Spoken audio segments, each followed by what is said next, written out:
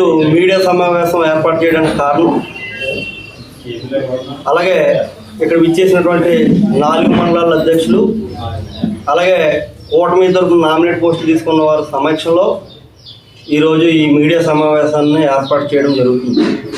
అలాగే జనసేన అధినేత శ్రీ పవన్ కళ్యాణ్ గారు సహకారంతో, ఆయన సూచనలతో నర్సీపట్నం నియోజకవర్గంలో పార్టీని బలోపేతం చేసే దశగా ముందుకు తీసుకెళ్తామన్న విషయం అందరికీ తెలిసిన విషయం. అయితే గత ప్రభుత్వంలో, జగన్మోహన్ రెడ్డి ప్రభుత్వంలో ఇన్ని కష్టాలు ఎదురైనా, ఇన్ని కేసులు పెట్టినా పార్టీని ముందుకు తీసుకెళ్లాలనే ఉద్దేశంతో అనేక ఉద్యమాలు చేశాను. ఉద్యమాలే కాకుండా ఈ నియోజకవర్గంలో ఆరులో అటవీ ప్రాంతంలో రోడ్డు వల్ల చాలా ప్రమాదాలు జరిగితే ఆ రోజు నేను అమరనిరాహార దీక్ష చేసి ప్రాంత్యాగాన్ని కూడా సిద్ధమయ్యాను. నియోజకవర్గం ప్రజల కోసం, పార్టీ బలోపేతం గురించి నేను ఈ యొక్క కార్యక్రమాన్ని కూడా చేసుకుంటూ వెళ్ళాను. అయితే నియోజకవర్గంలో 700 ఉన్న క్రియాశీల సభ్యతని 5,000 వరకు తీసుకెళ్ళి పార్టీని ముందుకు తీసుకెళ్తున్న విషయాన్ని అందరికీ కూడా తెలియజేయాలి. అలాగే ప్రతి పంచాయతీలో కూడా జనం కోసం జనసేన అనే కార్యక్రమాన్ని పెట్టి ప్రతి గ్రామంలో కూడా సమస్యలు తెలుసుకుంటూ, ప్రతిపక్షంలో ఉన్నప్పుడు 5 ఏళ్ళు కూడా ప్రతి గ్రామంలో పర్యటించి ప్రజల యొక్క సమస్యల్ని గత ప్రభుత్వాన్ని నిలదీస్తే నా మీద ఎన్నో అక్రమ కేసులు పెట్టారు.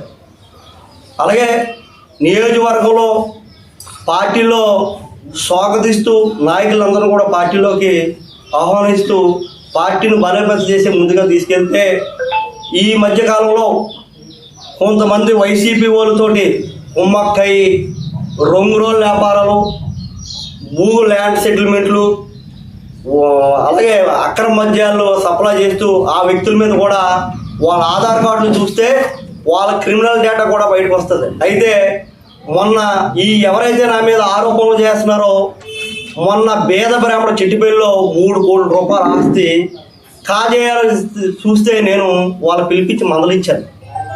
ఇది తప్పయ్యా, ఆ పేదల భూమిని మనం చేయకూడదని చెప్పి నా మీద కక్షతో పెట్టుకొని నా మీద లేనిపోని అబండాలు వేస్తూ నా ఇన్ఛార్జ్ పదవిని తొలగించాలని, పార్టీకి చెడ్డ పేరు వచ్చే విధంగా నన్ను వ్యవహారం చేయాలని చెప్పి ఈ వైసీపీతో కుమ్మక్కైన వ్యక్తులు నా మీద తప్పుడుగా బుర్ర జల్లుతున్నారు. దీన్ని నేను ఒకటే సమాధానం చెప్తున్నాను. మొన్న చూశారు మీరు, ఆ వీడియో కూడా మీకు చూపించాలి. చెట్టిపల్లిలో ఎప్పుడైతే వాళ్ళు దౌర్జన్యం చేసి ఆ బ్రాహ్మణులను ఇబ్బంది పెట్టారో ఆ వీడియో కూడా మీకు చూపించాలి. ఆ వ్యక్తులు ఏం చేశారన్నారు. ఆత్మవరంలో ఒక మహిళ చేత తప్పుడుగా కంప్లైంట్ ఇచ్చారు. కంప్లైంట్ ఇచ్చి ఆమె కొంతమంది వైసీపీతో కుమ్మక్కై ఆమె ఇంటికి వెళ్ళి ఆమె చేత కంప్లైంట్ ఇప్పించారు. కంప్లైంట్ ఇప్పిస్తే మధ్యాహ్నం 3 గంటలకు కంప్లైంట్ ఇస్తే సాయంత్రం 5 గంటలకి నా మీద విత్డ్రా చేసుకున్నానని చెప్పి ఆమె పోలీస్ స్టేషన్లో కూడా నేను స్వచ్ఛందంగా విత్డ్రా అవుతున్నానని చెప్పి ఆమె వీడియో ద్వారాగా, ఓ పేపర్ ద్వారాగా కూడా పోలీస్ స్టేషన్లో చేస్తే మళ్ళీ కొంతమంది వైసీపీతో కుమ్మక్కైన వ్యక్తులు వెళ్ళి ఆమెను 2వసారి కూడా నా మీద కేసు పెట్టమని వాళ్ళ నాన్నని వాళ్ళందరినీ కూడా ఒత్తిడి చేస్తున్నారు. ఎలాంటి తాటాకి చెప్పులకి నేను భయపడను. ఎవరైతే కుట్ర వెనకాల ఉన్నారో రాబోయే వారం రోజులు వాళ్ళందరికీ కూడా లీగల్గా మేము వెళ్ళి వాళ్ళందరినీ దోషులుగా కూడా నిల్చోబెడతామని చెప్పి ఈ సందర్భంలో కూడా తెలియజేస్తున్నాను. ముఖ్యంగా ఇక్కడ పవన్ కళ్యాణ్ గారు కూటమి ధర్మాన్ని పాటించమని స్థానిక ఎమ్మెల్యే అనేటువంటి స్పీకర్ గారితో కూటమి ధర్మాన్ని పోషించుకెళ్తే కూటమిని తూట్లు పొడిచే విధంగా కూడా వీళ్ళందరూ కూడా ఈ వైసీపీతో కుమ్మక్కయి ఈరోజు కూటమి ధర్మాన్ని అయ్యాన్ పాత్రి గారిని మమ్మకి కూడా గొడవలు పెట్టాలని సృష్టించాలని ఆలోచనతో ఈరోజు ఈ యొక్క వైసీపీతో ఎవరైతే కుమ్మక్కయ్యారో అందరూ కూడా చేస్తున్నారు. ముఖ్యంగా ఈ నియోజకవర్గంలో పవన్ కళ్యాణ్ గారు పంచాయతీరాజ్ శాఖ ఉండగా నియోజకవర్గం మొత్తం కూడా అయ్యన్న పాత్రి గారి నాయకత్వంలో 411 కోట్ల రూపాయలు నిధులు తీసుకొచ్చి ఇలా అభివృద్ధి చేసుకుంటున్నాం అంటే ఇది పవన్ కళ్యాణ్ గారు, చంద్రబాబు నాయుడు గారు స్ఫూర్తితో ఈ నియోజకవర్గం అభివృద్ధి ధ్యేయంగా మేము అయ్యన్న పాత్రి గారు కూడా ఎక్కడా కూడా నాకు గౌరవం తగ్గించుకుంటా ఆయనతో పాటుగా సమానంగా జనసేన పార్టీ కూడా ఉండి ప్రతి కార్యక్రమాలకు కూడా నన్ను పిలిచి కార్యక్రమాల్లో నేను పార్టిసిపేట్ చేస్తున్నాను. అయితే కొంతమంది వ్యక్తులు అదే పనిగా బురద జల్లే ప్రయత్నం, పార్టీని డిస్టర్బ్ చేసి పార్టీని బస్ట్ పట్టించాలని ఉద్దేశంతో ఇదంతా చేసి నా మీద కుట్రలు చేస్తున్నారు. ఇలాంటి కుట్రలకు నేను భయపడను. గత ప్రభుత్వంలోనే నేను ఏదైనా ఉన్నదంటే ప్రజల కోసం ప్రాణాలు ఇవ్వడానికన్నా సిద్ధం ఉంటాను తప్ప, ఏదైనా ఉంటే నన్ను రాజకీయంగా ఎదుర్కోవాలి తప్ప నా వ్యక్తిగతంగా వస్తే ఎవరిని కూడా ఊరుకోను.